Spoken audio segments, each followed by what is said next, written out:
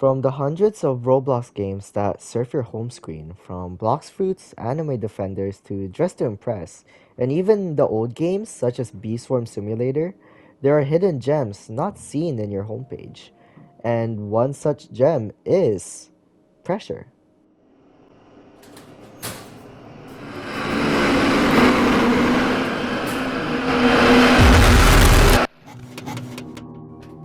Pressure is a horror game that I found because a friend played it and it showed up on my home screen. At first I thought it was just a boring game, but when I loaded in, I thought it was another Doors clone. However, after making 2 videos and playing for 3 or 4 plus hours, I realized this game was way more than that. Unlike Doors, which we can agree isn't too scary, however, we can also agree that it's a good game with good graphics. But this game sets the tone and presented itself in a very unique way that separates itself from Doors, however, still taking inspiration from the game. And I can say this game was way more scarier than Doors. Roblox has slowly evolved its graphics and music over time, and I believe Pressure is a good example of the new changes. Starting with the graphics, with the shine of the rooms and the design of the building, and how each floor is made, with some being very dark and some being very bright, some large and some just a thin straight corridor.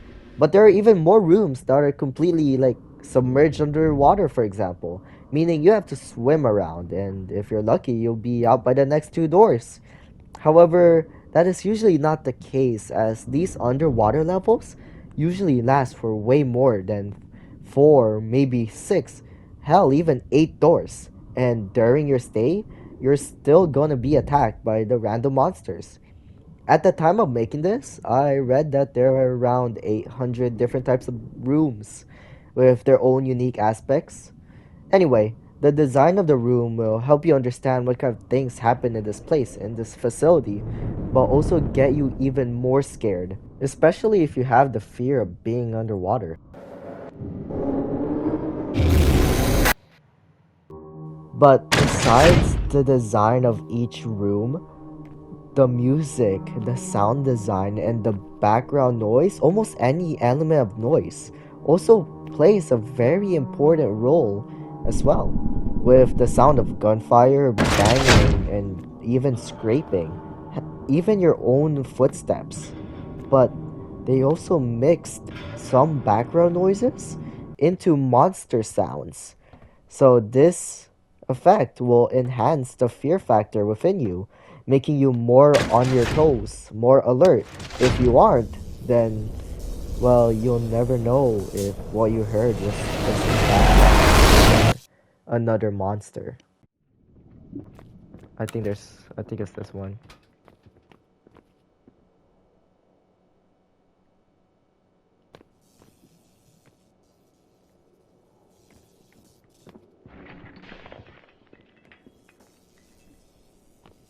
What the fuck? Wait, no. Am I being followed? That scared me, that scared me, that scared me, that scared me. And usually at the start of each game, each run, the music starts off more upbeat, more happy maybe, or calming, but will soon disappear, leaving you with nothing but silence and, well, the original background noise you heard earlier.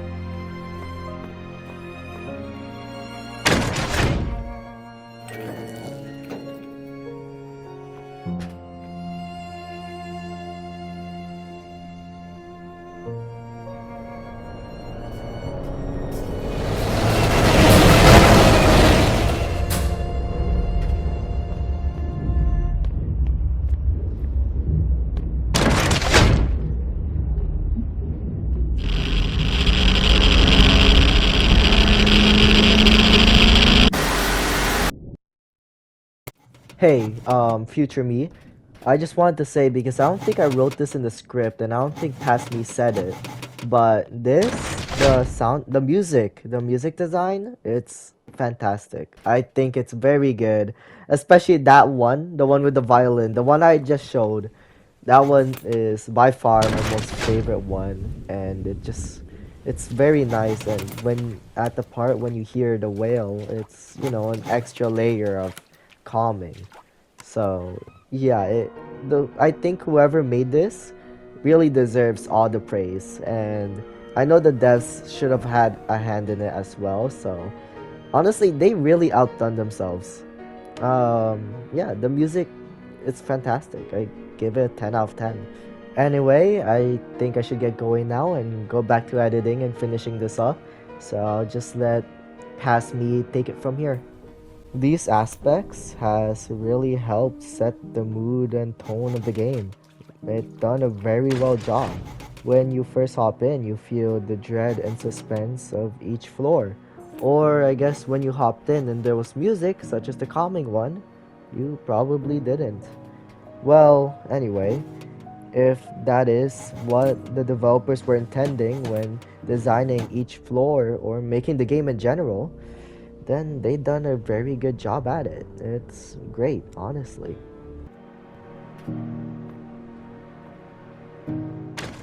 Now then, for the monsters in this game, they are all very unique and there's a whole bunch of them too. And they will all constantly remind you of how weak you are compared to them and how little you are compared to them.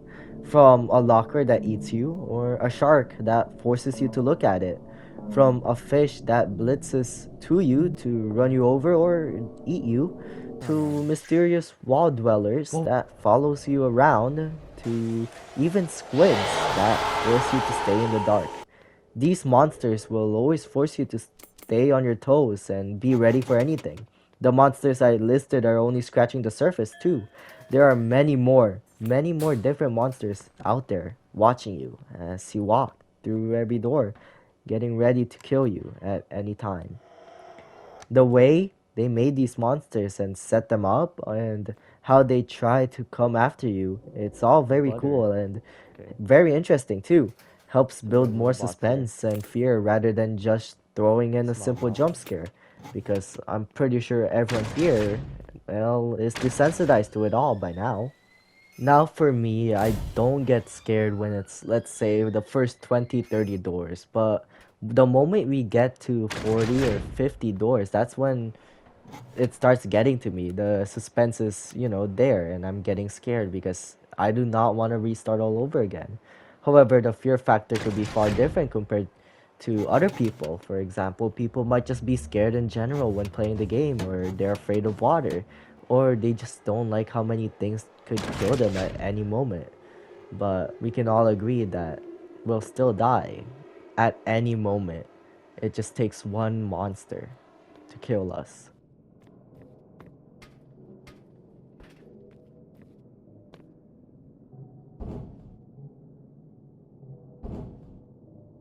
Welcome, welcome. Don't be afraid. I'm not gonna hurt you, despite what you have seen, heard, and or been told.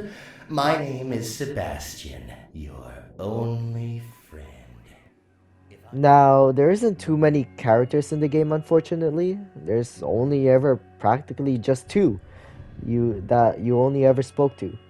Your operator at the start of every mission and Sebastian at the death of every mission, What was it or this when you time? see them in game. These two Come take a have their look. own Something's secrets bound to that catch may your or eye, may not be and against it you. could be From yours for the stealing the resolve. documents you find after, well, trying to Yep, read them, even though I'm pretty sure to not its allowed to, place. Sources and say even from trying to directly to get its yourself place. killed. It can't be said if they truly are with you or against you. However, they will be your only source of comfort in this increasing pressure of the ocean depth. I hate you. I don't know you. Sebastian asked me to delay the rest of the festival for as long as possible. He Okay. told me to get me out. Now then, as for story and lore, Stop unfortunately it up there while really you isn't can. many lore or story I can pick up from the game. But I assume that you are tasked by some powerful company or powerful people to go venture through an underwater abandoned facility that was conducting research on unknown beings with unknown origins, all the while being powered by, or perhaps containing a powerful crystal at the end of the facility. Your goal here is to just grab as many documents and flash drives, any data as fast as you can, and also reach the end and steal the crystal from the facility. However, you're not allowed to know anything about the data, the crystal that you've collected. Anyway, back to the facility. I assume what happened in the facility over time was that there was a containment breach that caused monsters to kill everyone. While playing and looking around, it felt like I was playing an SCP game. I'm pretty sure everyone knows what an SCP is. If not, then it's just fictional stories of a whole facility containing weird random monsters, items, objects, and maybe dimensions too. Anyway, since there are various contained items and broken tubes and cages that and you are tasked to grab every file and flash drive while also grabbing the crystal. Why? I don't know why. There are many unknowns in this game that is yet to be revealed, like who you are. Are you a prisoner? Are you a slave? Are you just a doctor? Are you a researcher? You don't know.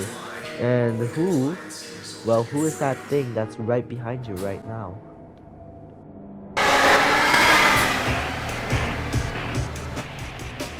Now, gameplay wise, well, the gameplay is just, very simple. Just go through doors, but there are unique parts in the game, like timing the lockers, fighting against the angler, and fixing stuff. But beyond that, it's all pretty simple, which will, well, make it repetitive over time, leading to boredom and yeah, stuff like that. The problem with this game, or these kinds of games, are once you do maybe four, maybe more runs, you just get desensitized by it all the incredibleness that you felt earlier, the amazement, or in this case, the fear and monsters and suspense and fear you felt will slowly just wear off over time. The only times you get shaken up is when you are nearing the end. Well, that is for me at least.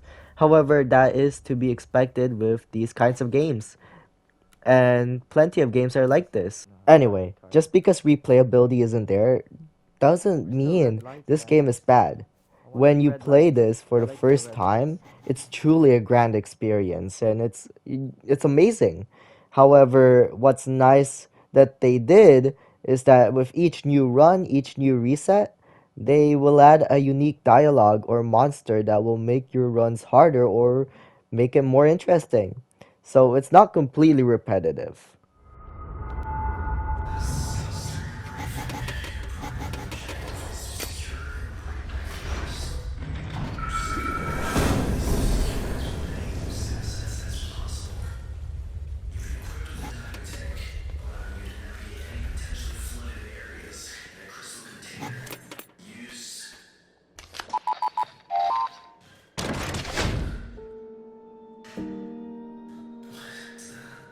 Wait, this one's different.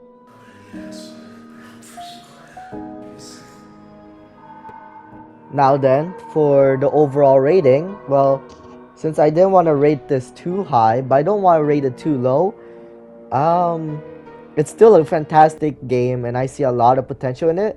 But okay, let's just get it out of the way. The overall rating is 7.5 out of 10. Now, final remarks. Well, this game was truly a hidden gem. It was very well made, and I can see the care and love the devs put into this game. From the music, the design of each room, the monsters, the creativity, it was all there, and it was very good.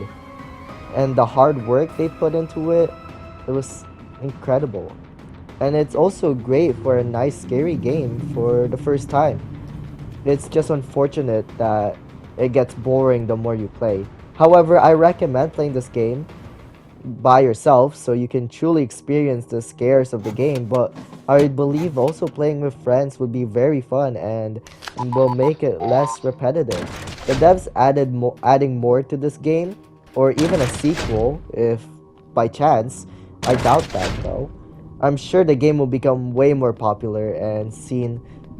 It's still a great game with great potential, and if the devs keep up the great work, it'll be a great game. However, I still believe that nonetheless, even if they just cut it off here, it's still a great game and it's already popular enough. I mean, I saw a lot of big YouTubers playing this.